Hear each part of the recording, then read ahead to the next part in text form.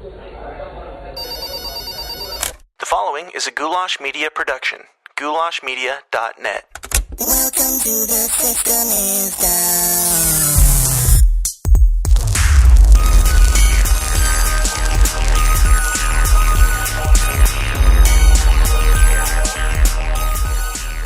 What's up, downers?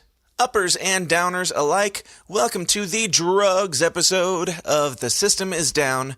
On this episode, I decided to do a little bit of an experiment, and I had two guys in the discussion who were actually in the process of smoking weed and getting high while we recorded. Now, I know what you're thinking, and no, I didn't force or even encourage anyone to do anything. It was gonna happen either way. I simply just took advantage of the opportunity, so judge accordingly. And I seriously had to edit out about 40 minutes to an hour of laughter and just senseless rambling to get this conversation down to a palatable length for you to listen to. So you're welcome, and keep that in mind as things slowly descend into madness. But it was a fun experience, and it really was a great conversation. So without further ado, let's get high. I mean weird. Let's get weird.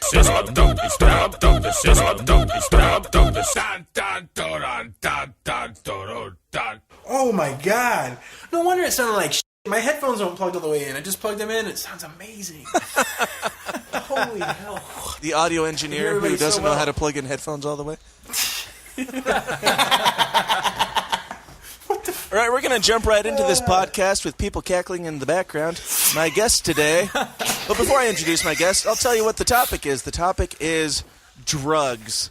And I've got two new guests on today that you've never heard from who are currently rolling joints in the background. So, No, blunt. okay, blunts. I'm sorry, I don't know the lingo. Thank you. What you got there, Travis? This is a white grape. It's one of the best rolling papers in my opinion. They just roll really nice. And they burn slow. This is where you put the background track by Wiz Khalifa, Burn Slow. No, I don't. You don't tell me what to do.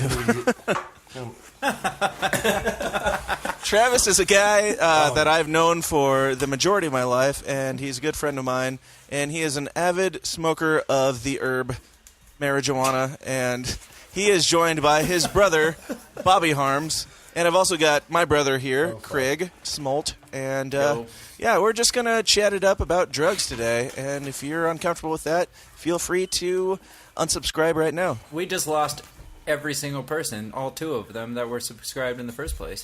Right. We just lost Mom and Dad, what? you mean? For talking about drugs? Yeah, exactly. Where is this live at? Yeah, where the f*** is everybody seeing this shit? That's what I want to know. I'm nervous right now. Don't worry about it. Yeah. We brought in This is two Billboard Central unsuspecting Central. dope fiends to join us in this conversation about marijuana who have no idea what's going on right now, and they haven't even started smoking yet.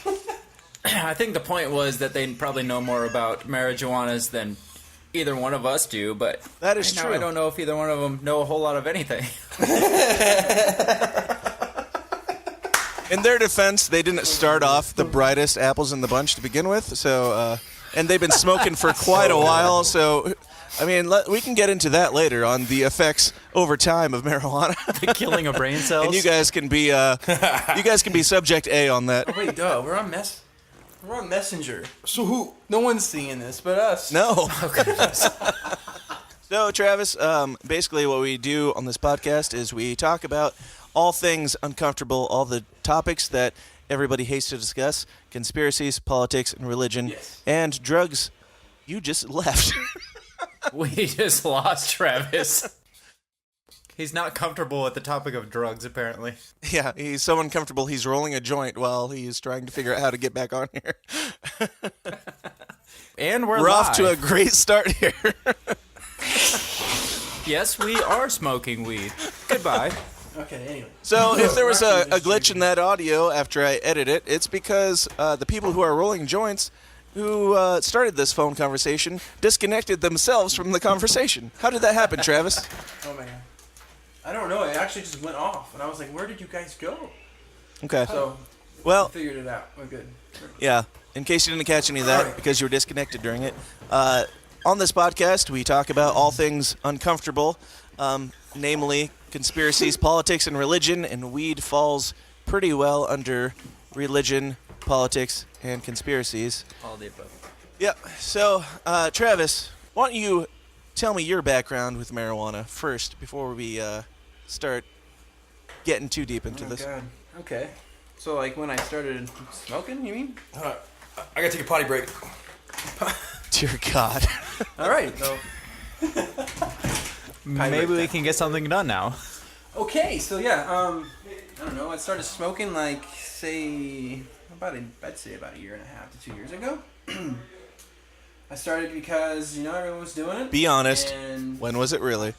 no, I mean, yeah, I was strongly against it for the longest time, and then I started doing it, and then I realized what it was, and then I did a lot of research on it because I was, if I'm putting stuff in my body. So you started I didn't know doing what's it, going on with it, and so- then you did research on what it was.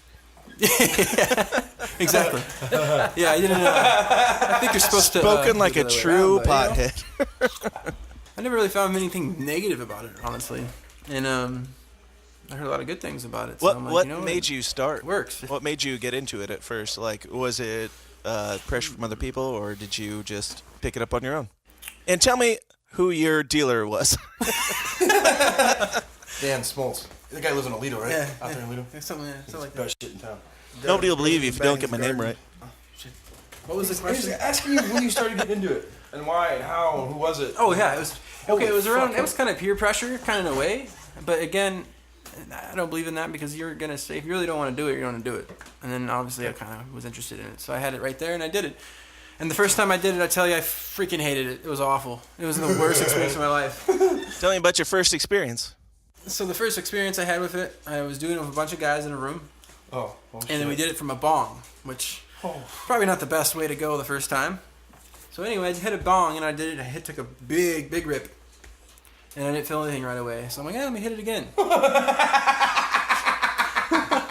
Bobby's will just in the tell you, background don't do as that. the laugh track for this podcast, like an old sitcom.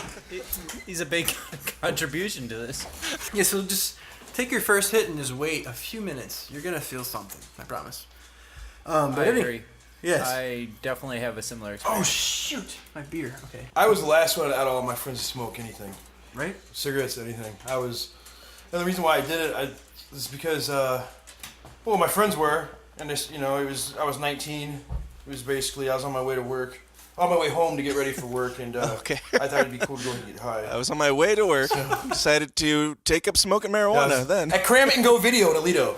Oh my God. The place was called Everyone Cram It. gets high at Cram It and Go Video in No, I got high before I went to Cram It and Go. there's a reason it's called Years Cram It of and Go stuff like that. Video. I was 19.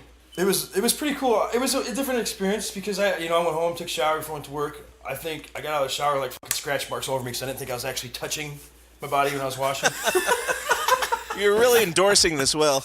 Yeah, that's what I was thinking. Yeah. Well, I checked the stove knobs about 20 times before I left to make sure they weren't on, even though I never turned them on. I thought that I should check them before I leave. It's pretty awesome. And when I got to work, my boss had quite a list of some things that she wanted me to do, and one of them was shrink wrap videos. And I probably did about an hour's worth of work in like 20 minutes, and realized that I just did an hour's worth of work in 20 minutes. And my boss was looking 2 at me. hours later, you realized it. Were you on cocaine or marijuana? No, I didn't get into that until about a year later.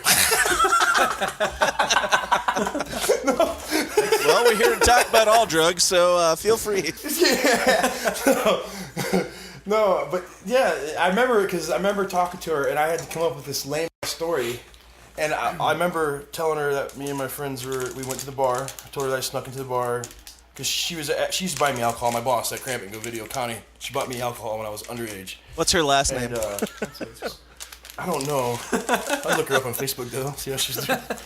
No, tell us the first and last name of the woman who bought you alcohol when you were underage while you worked at Cram It and Go Toledo. But I remember saying, and I meant to say I got in a fight at a bar, but I never said fight bar. I got a fight bar. And that at that moment in time, I think she knew that I was fucking stoned.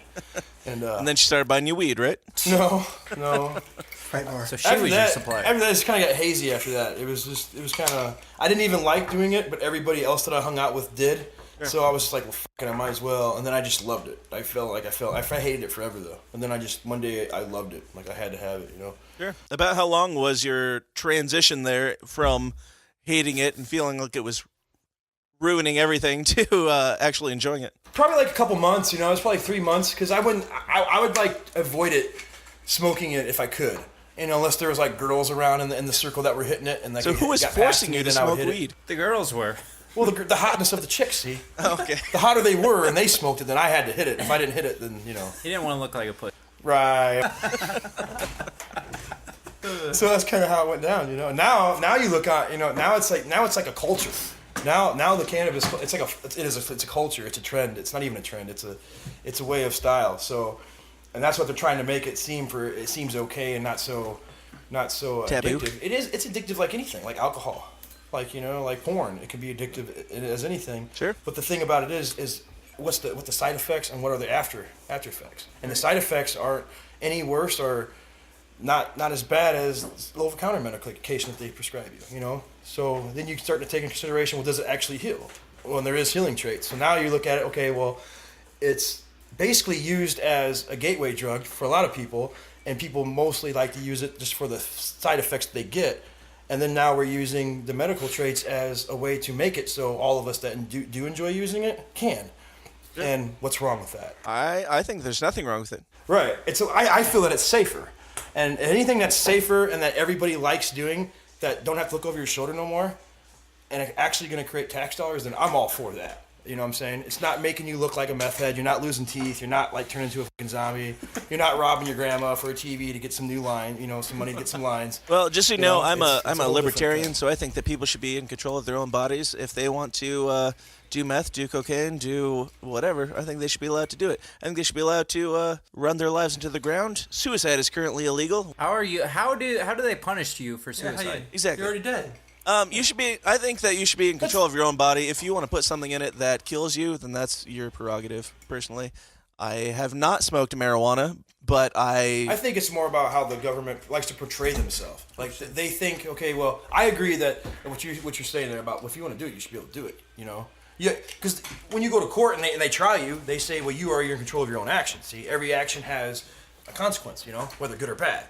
So if that's the case when they try you and you're in court, then what's wrong with you just going ahead and doing it and living out life? Absolutely. Now, you're the one who has to pay the ultimate price. You should be in.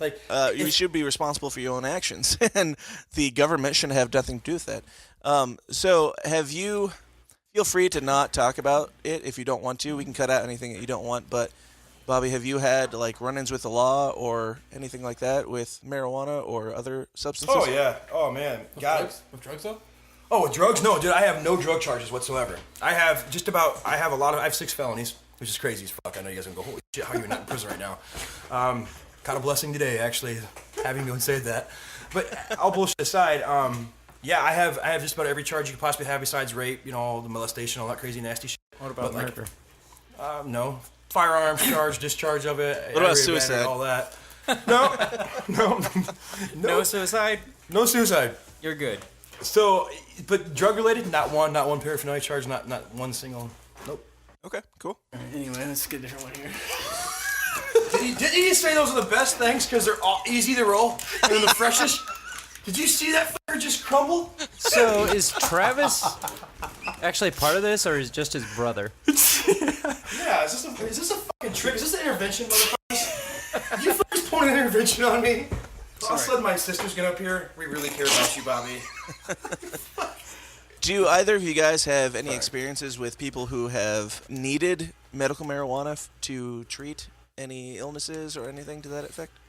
Yeah, but it wasn't available at the time. Well, yeah, I mean, anybody who needed it and acquired it in one way or another to deal with that. I personally have a couple friends who are currently acquiring it. I won't mention any names, but they're currently using it, and it is certainly helping with their chronic illnesses that legal drugs did not do anything for them. Do you guys have any situations where that was the case? Yeah. I have a couple of friends as myself that are actually benefiting from that, and same circumstances as like what one of my relatives was going through. I see that this person actually has the chance to use cannabis for that purpose, and it's helped her tremendously. Wish it would have been available to someone I deeply cared about when they were going through it, you know? Sure. My personal endorsement today goes out to someone that I know wouldn't sweat being buried deep inside our weed episode, comedian Pete Holmes and his podcast, which I've been listening to for years, called You Made It Weird. Pete gives very entertaining, uniquely long-form interviews with top-name celebrities like John Hamm, Sarah Silverman, Dana Carvey, Andy Dick, Louis Anderson, and countless more. Each episode is a simple, free-form discussion that gives listeners a look deep into the real lives of celebrities. I mean, I could have gone my whole life without ever knowing what Dana Carvey thinks happens to you after death, and now I know. If you want to know too, head over to iTunes and subscribe to You Made It Weird with Pete Holmes, or check out facebook.com/You Made It Weird. Get into it. Well, while Travis is rolling that up, Craig, you're our stats guy for this episode. Do you have any drug-related statistics to share? Well, right now I am currently on a website that is titled 21 Shocking Weed Statistics. And I love big Give all words the like most shocking and- ones, and we can let our weed family over here negate them as they will. Well, these are more pro marijuana statistics, so I'm not on a site that's like negative. Well, you can towards say it. them, and they can confirm Here's or deny. the number one. Here's the most shocking weed statistic that I've come across. It is possible to die from marijuana use. If you smoke a lot. I've never heard that. Like a lot. Okay, here's the statistic. There's You a can possibly- punchline to this. I'm okay, sure. let me preface it as you can possibly die from carbon monoxide poisoning. It's not overdose. So it's carbon outlaw monoxide poisoning. motorized vehicles. It will take 800 joints in one sitting to die from carbon monoxide poisoning from marijuana. That seems like a very real threat. That statistic right there is the reason why I have not smoked marijuana, because I'm afraid that somebody will peer pressure me into smoking 800 joints in one sitting. Go big or go home. Go big or go home. If you have to smoke 800 joints, It was a joke. I don't think it's possible. I think that you'd probably just smoke pass out. 3. You'd probably tap out. You'd fall asleep. I think I did 4 blunts one time in one setting, and I was literally dead the whole Oh, day. dude, I've smoked. It says you'd have to smoke 40,000 times the average amount within a short period of time. The point for of this marijuana to statistic kill is you. clearly that nobody can possibly kill themselves from marijuana, because by the time you got to 10, you'd be passed out somewhere. Right. 800, Exactly. You'd be broke long before you killed yourself, so it doesn't really matter. And then the next statistic has to do with the munchies. People talk about how you could possibly get fat from smoking weed because you get the munchies and you eat a lot. So the statistic is weed users eat 600 more calories a day, but weed kicks your metabolism into overdrive. So the rate of obesity in weed consumers is actually 1/3 lower than people who don't smoke weed. So you even out. Well, it actually burns more calories than Right. it causes you to burn more calories. Even though you're eating more, you're actually burning more than you're actually eating.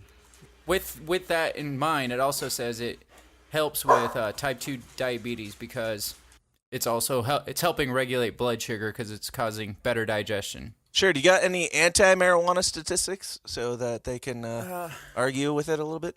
In relation to Denver or Colorado's legalization of marijuana, in 2014, when retail marijuana business began operating, marijuana-related traffic deaths increased 32%. Almost 20% of all traffic deaths were marijuana-related, compared to only 10% less than 5 years ago. Defend your lifestyle.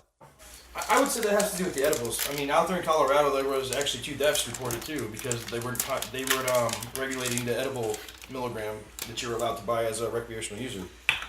That right there, if you've never ever ate edible, it's way more of a body high. So your reaction to maneuver a vehicle, I could say, that's like taking Vicodin and driving, you know, or anything else. You should not operate machinery while driving.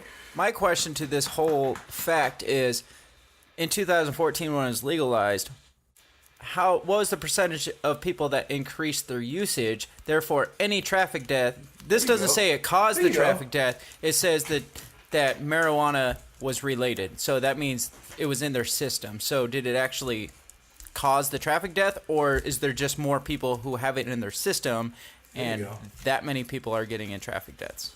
I concur. I'm watching my brother try to roll this fucking blunt though 4 times. And Dude, it's I like, even like Travis is basically useless right now, and he hasn't even smoked weed. So I asked Travis to come on here as the token toker, and he is not talking. Sorry, man. And really failing to roll a blunt right now. Have you ever done this before, Travis? I have to function right now. Like, I concentrate. Once I get this in my system, you'll see a different me. So an hour and a half into the podcast, you'll start contributing to it. Please, Travis, please, just smoke the damn weed. please. Dude, I'm getting there. It's almost done. I don't want to be an enabler, but come on. Roll that blunt. Let's get talking here. Travis, this is peer pressure talking now. Would you just smoke the weed? So while he's doing that, there. Bobby, what is your political standpoint on drugs in general?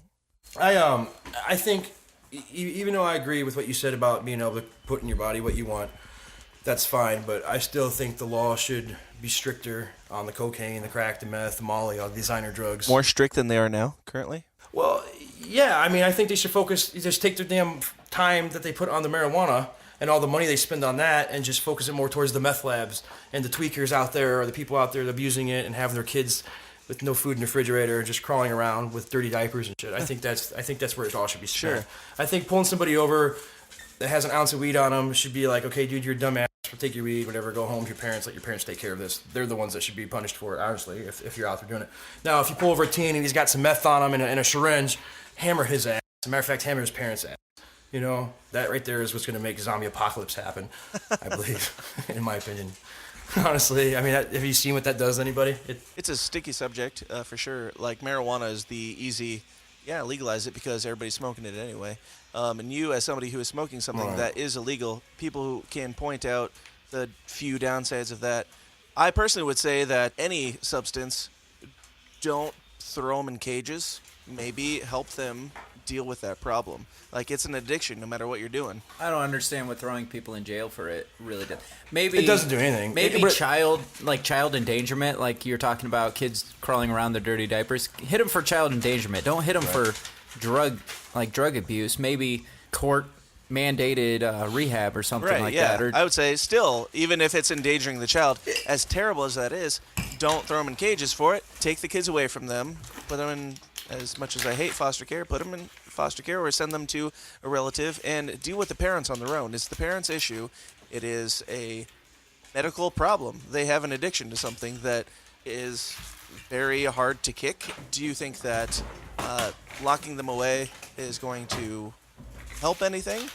I mean, they're not really a hindrance to society. They are humans who have a problem, just like alcoholics or anybody. I agree with you.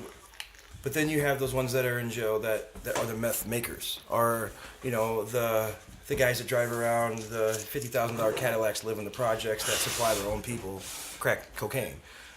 Those ones do need to be locked up.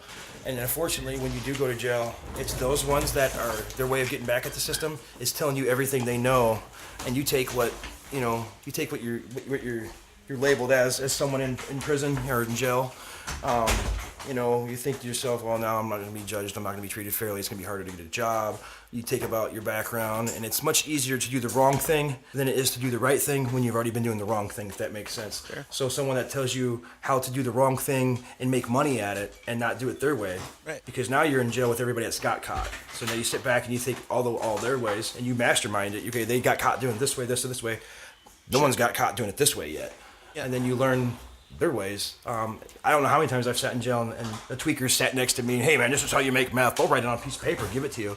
That's their way of getting back at the system, is making you or trying to get you in their same boat. I mean, they're trying to bring you to their level. Yeah, and that makes total sense. The problem right now is that everything is illegal. So it is going against the system to do it at all. Like, it's praised to know how to make meth if you're in that category.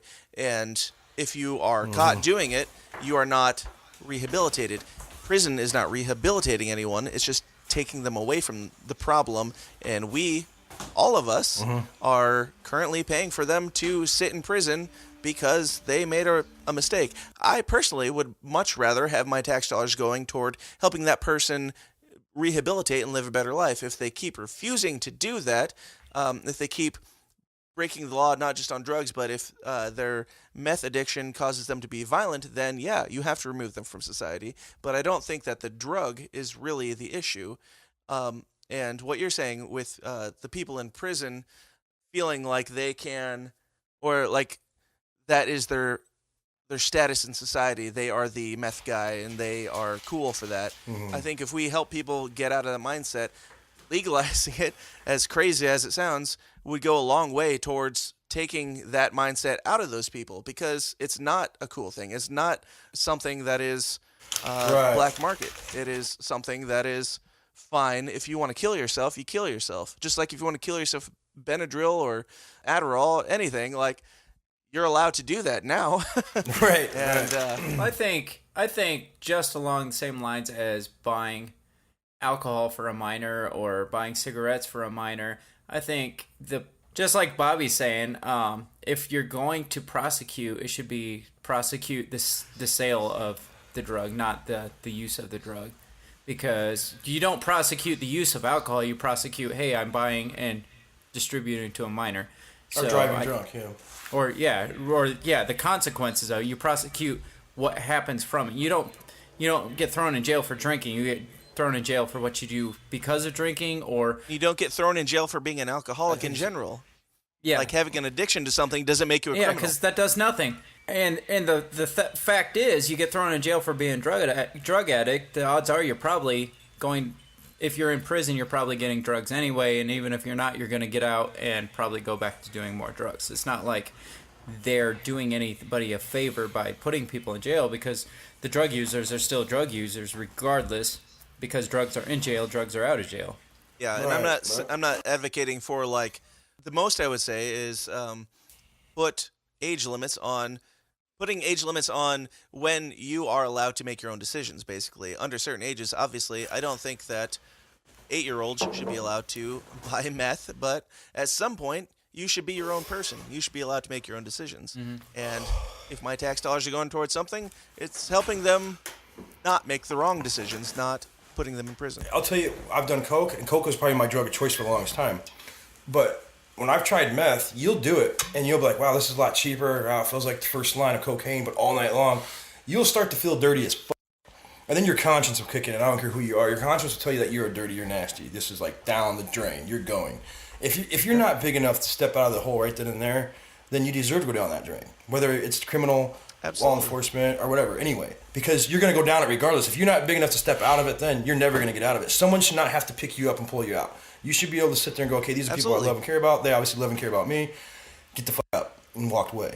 And do you think that it being illegal and the government deciding that it's illegal is changing their minds? Or do you think that the only thing that could possibly change their mind is themselves and their own convictions in screwing up their families' lives? If that doesn't change it being illegal, it was always illegal. It was already illegal. That's not going to change their minds. And if they go to prison, that's not changing their minds either, because they're already set on doing something illegal. So I don't know what the difference is. It's only illegal because the government makes too much money off it being illegal.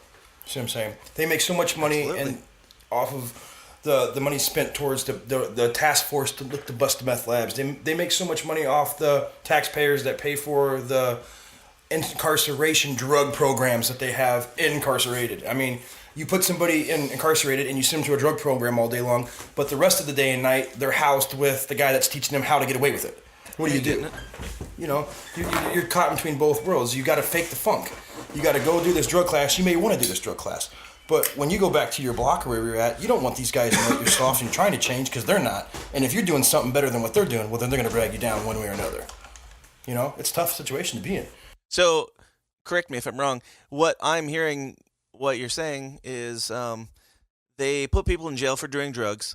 Those people, they're there mean mugging and playing a tough game and saying that they're to their guys around them that they're not changed and they're cool. But when the authorities come around, they change their stance on it and say what they have to say to get out.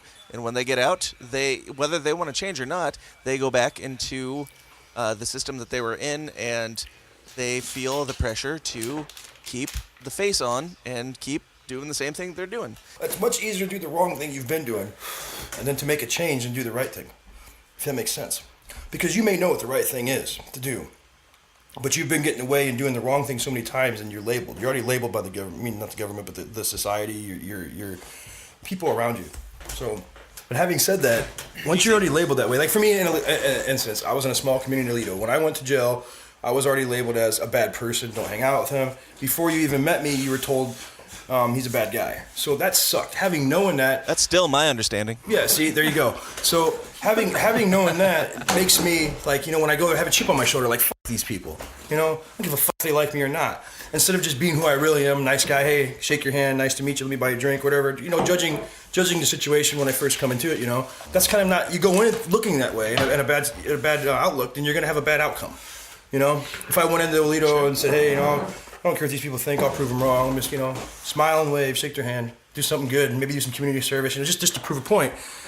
It would change the outlook on people if I started doing like that. But it's so much easier to say fuck you than do all that extra, the right thing. I think that by incarcerating people for drug charges, all that does is ostracize the person.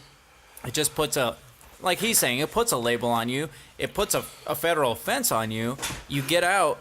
You can't work a job besides maybe McDonald's. I don't even know if McDonald's hires felons now. And even if you go in jail as a seller, you come out. What are you going to do to make money when you get out with a drug offense or a felon on you? You're going to probably go back selling drugs because you have a felon on you, and you can't go back to normal society because... Yeah, and your two options are working at McDonald's or bankrolling, selling drugs. So, yeah. Like I said, I don't even know if McDonald's hires felons anymore. I couldn't say for sure. I don't know. Bobby, kind of what I was saying before. So you've been through the system for reasons that we don't need to discuss, doesn't matter. Right. If you did go through it for drug charges, you can kind of relate to those people. Like, they went in feeling a certain way and they felt the need to present themselves a certain way to get out of that. And then when they got out of that, they went back to the same atmosphere.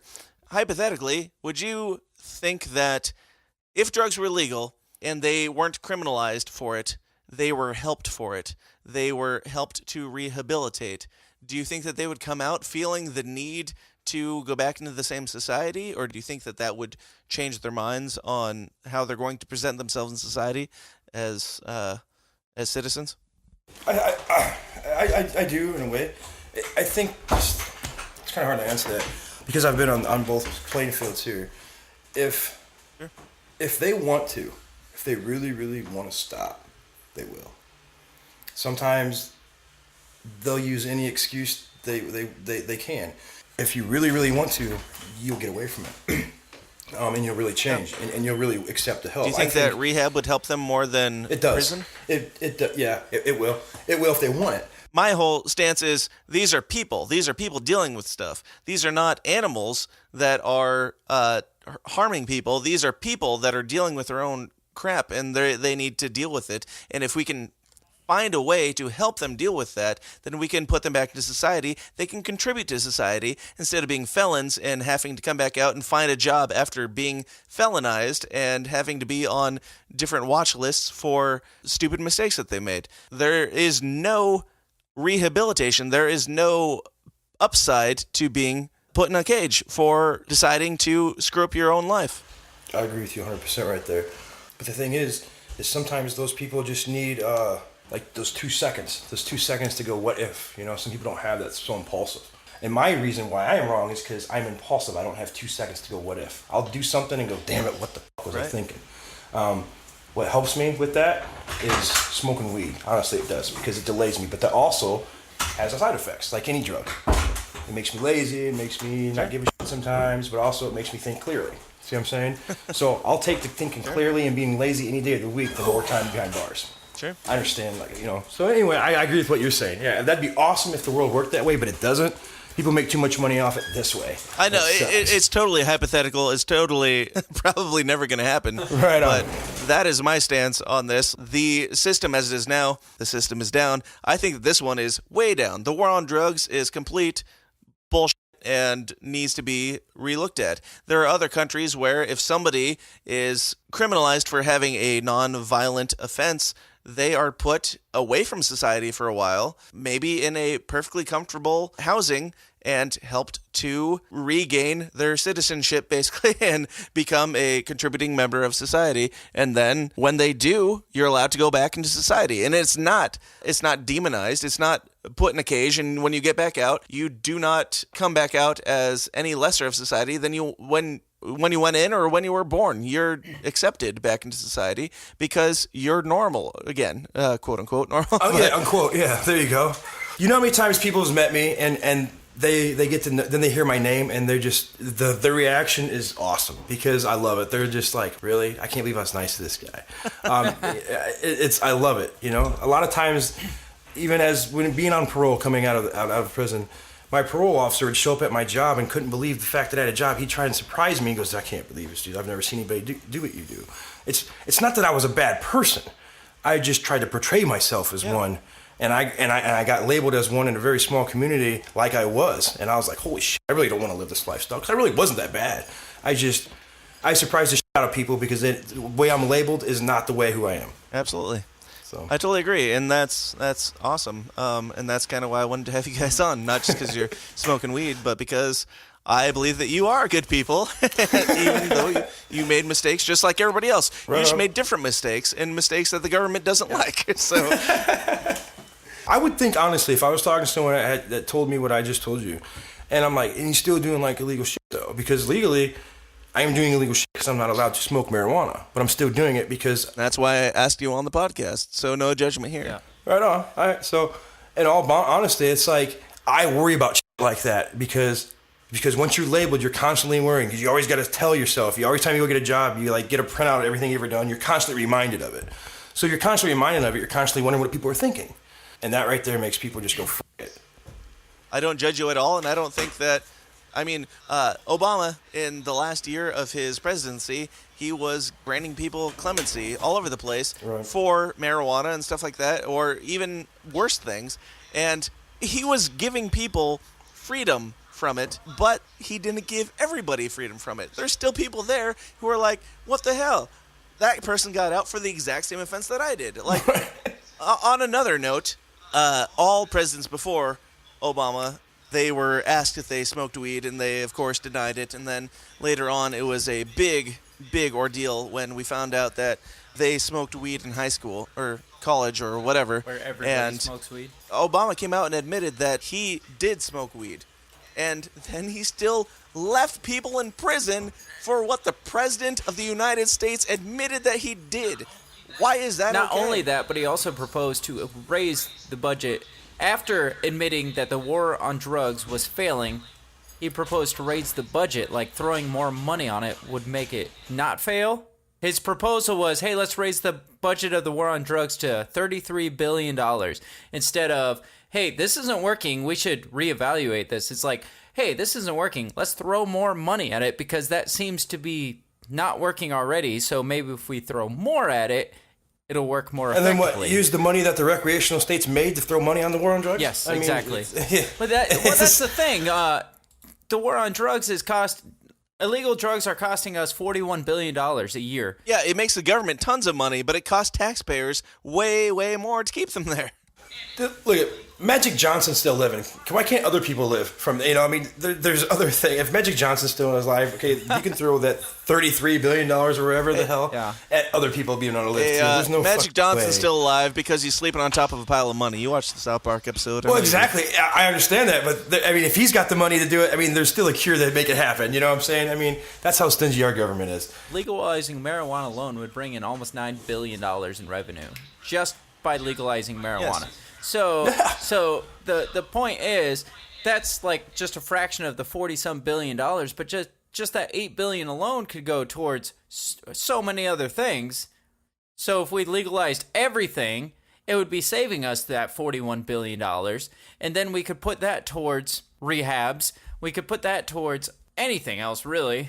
Or we could just not be trillions of dollars in debt. I'm back, guys. Finally, back. Hi, Travis. Welcome back. Travis, welcome to the podcast. What's up? Hey, what's up? I'm Travis. feel free to not get into this if you don't want to, but you guys both have a mother who died of brain cancer. Yes. Do you think that weed or marijuana would have contributed to her quality of life at all? If you don't want to talk about it, that's totally fine. We can edit this out, but No, I'm fine with that. if you want to, I think the pain, for sure. I know it would have helped with the pain tremendously. Maybe if she would have done it earlier. No? Yeah, because she didn't. They didn't discover it until way late. But at that point, even then, I believe that it would have helped with the pain tremendously. it was a very fast deal. Like, I heard about it, and then it was 2 weeks later. Yeah, It was just crazy fast. Yeah, that was quick. Do you think that it would have helped at all if she did anything? Got into marijuana. Oh yeah.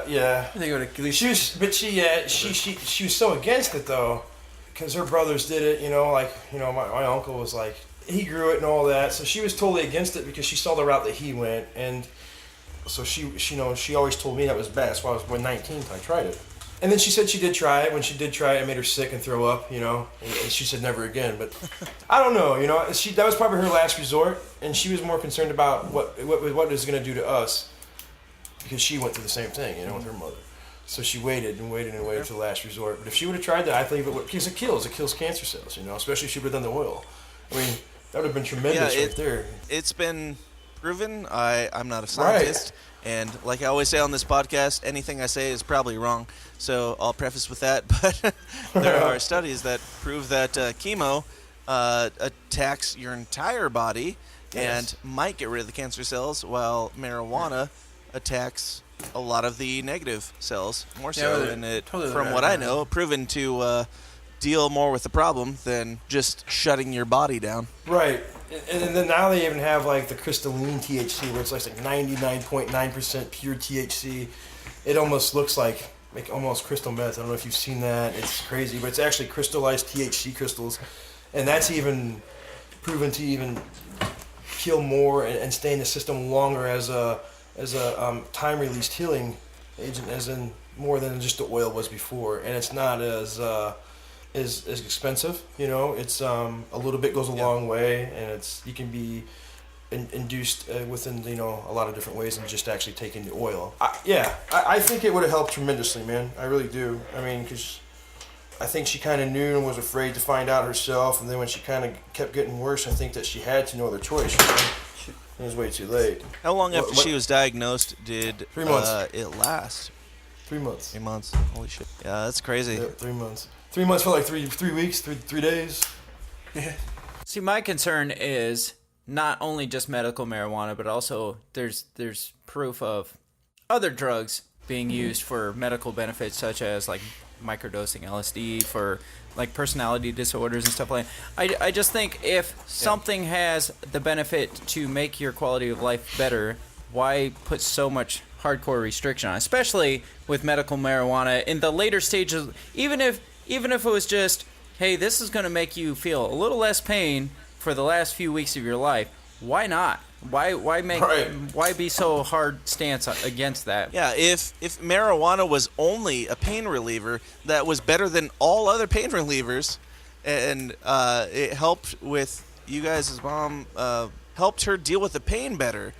My mind can't even process the idea of that being illegal, but the idea that it has more medical benefits than chemotherapy and would have alleviated the pain at the same time. It makes me angry. And I have not experienced that. I can't even imagine what it's like to go through that with a loved one who is going through that and suffering from it. We hear of people who are getting really negative opinions towards them for giving their kids THC oil or marijuana oil for epileptic seizures and stuff like that. Right. And at what point do you say, screw the legality of it, I want my kid to have a normal life, and I'm going to take that risk? I mean... Right. Well, Travis and Bobby, I don't know your real stance on this. I don't want to dig too deeply into it, but what's your stance? Where do you guys stand on religion? I'm a Christianity. I believe, that, that God is my Savior, and I believe He's coming back. But at the same time, now, if you want to go by what the Bible says, now that's contradicting too. And from what I understand, it says you do nothing that alters the body in any way.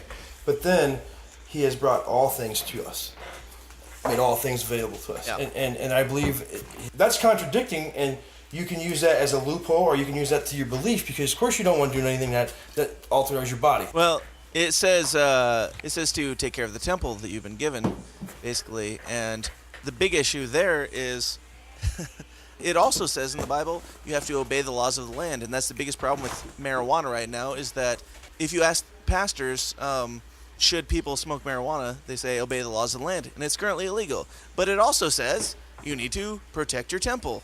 I think it's more problematic, more arguably sinful, to not take every substance that you possibly can to keep your body alive. And the fact that the government is currently opposing that, I think, is a big problem. I would love it to be legalized just to actually get a pastor's stance on it, because obviously a pastor is going to say, well, it's illegal and we're supposed to follow the laws of the land. Well, make it legal. Now what's your stance on it, pastor?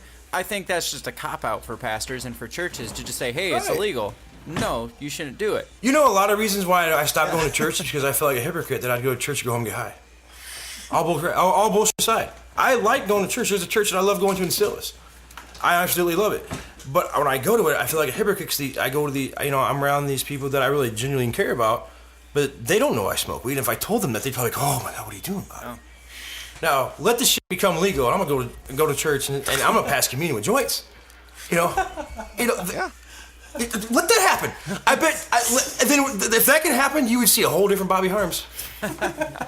What are the pastor's stances in Colorado where it's legal? They're going to have to deal with that. It's not going to be a sin because the government is currently deciding what is a sin and what is not a sin. Most of them, if they're highly legalistic churches, like the one I currently attend, they'll probably take the same stance that they do of alcohol or tobacco. It's all wrong because it somehow could possibly harm your body, but so does overeating and like MSGs and stuff like that. Soaking too much of anything. Exactly. Anything.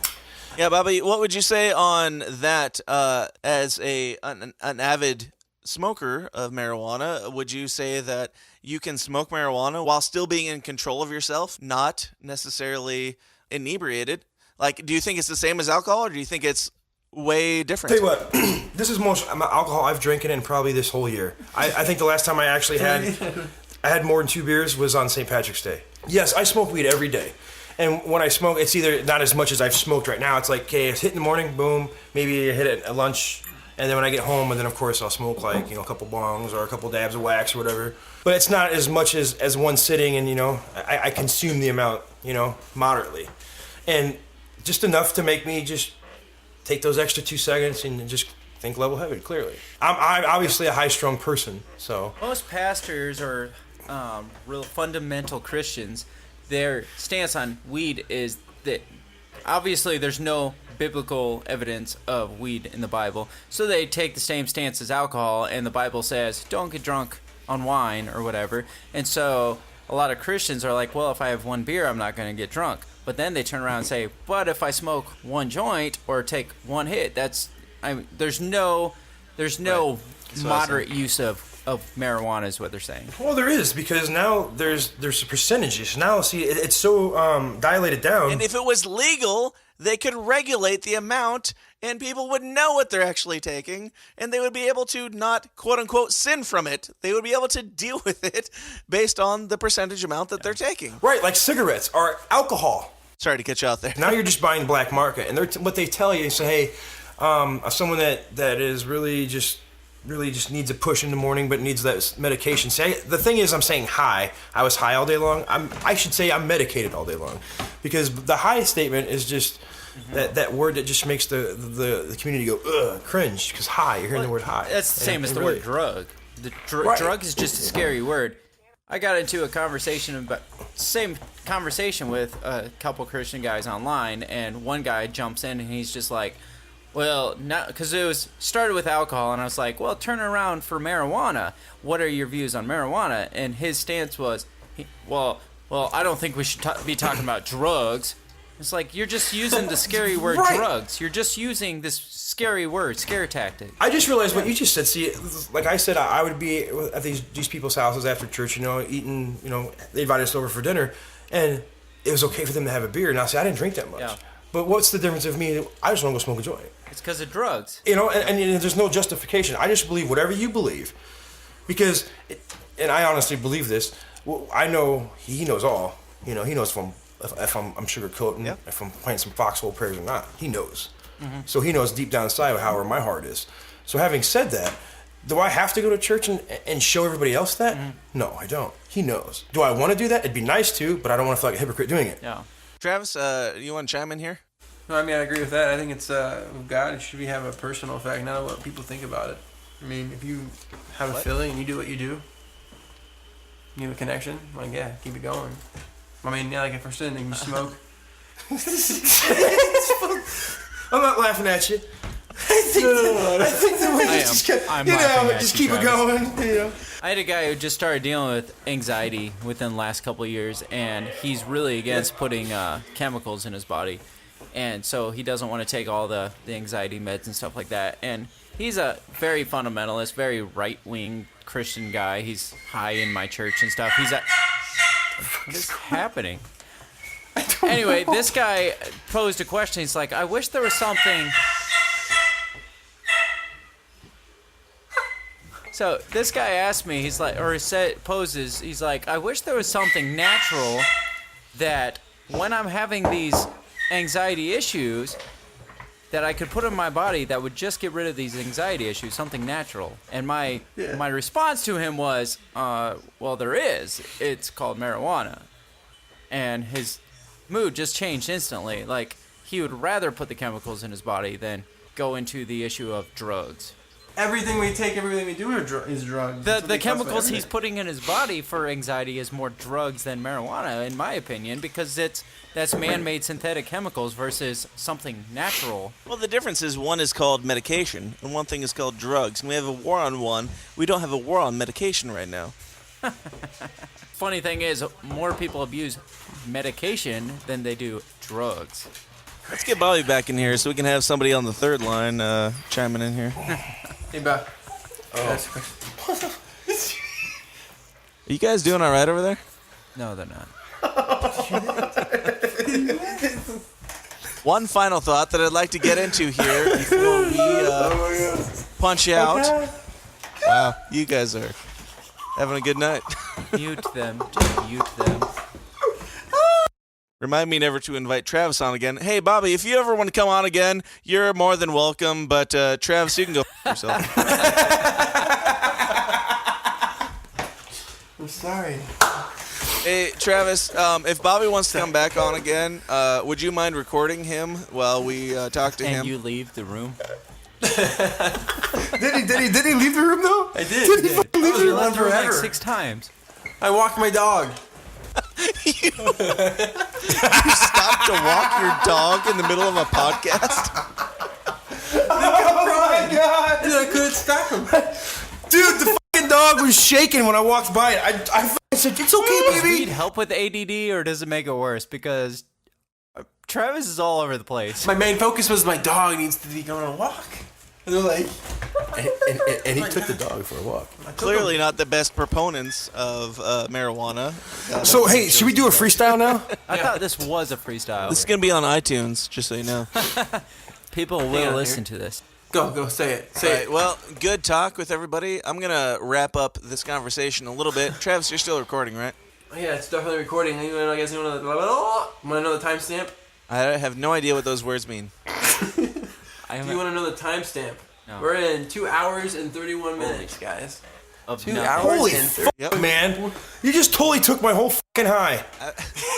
I've got 242 that I'm going to edit down to about an hour because this was mostly giggling. 40 seconds of Travis mumbling.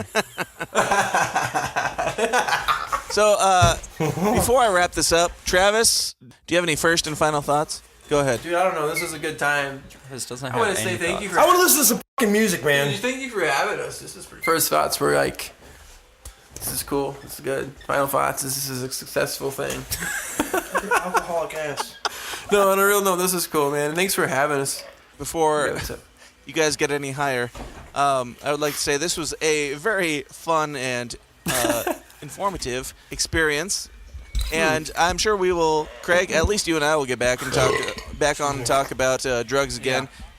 Really, honestly appreciate your lack of attention, because I wanted to have experienced people showing avid pot smokers in their natural habitat, and that's totally fine. I love it. Hey, we're doing a good time. We're at a better level than they are. That's fine. No big deal. After these messages, we'll be right back. Travis and Bobby, the high guys right now on our drugs episode. Thanks for coming on. Best response I could have asked for.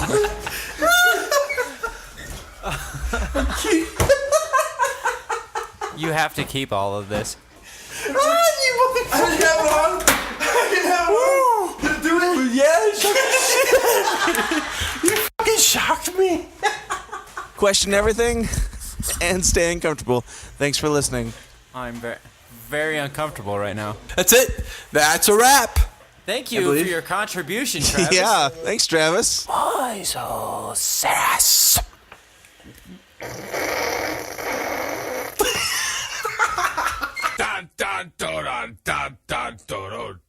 Well, how can I add anything to that? Hit us up on iTunes, be sure to rate and subscribe, like us on Facebook, and come join the forum discussion at tsidpod.com/forum. Until next time, don't do drugs, no matter how fun they sound. It makes podcasting really, really difficult. Thanks for listening. This has been a Goulash Media production. goulashmedia.net. This concludes our broadcast day. Click.